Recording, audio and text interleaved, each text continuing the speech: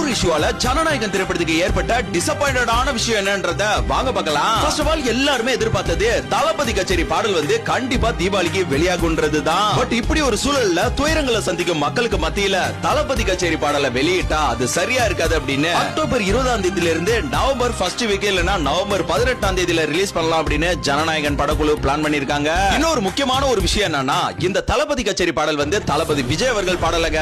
அவர் பாடியது வந்து வேற ஒரு பாடல். இந்த பாடல வந்து நம்ம அனிருத் தான் பாடி இருக்காரு. காரணம் என்னன்னா, இது தளபதி விஜய் அவர்களை புகழ்ந்து பாடுற பாடல். அதுல இருக்கக்கூடிய ஃபர்ஸ்ட் 4 லைனை மட்டும் இங்க பதிவு பண்றேன். ஆல்ரெடி நம்ம 1 இயர்க்கு முன்னாடி நம்ம பாடி மென்ஷன் பண்ண ஒரு வீடியோ பதிவு தான். ஆரம்பிக்கலாமா? ஹே அங்க கொஞ்சம் பாரு, தளபதி பாட்டே அதிரடிடா.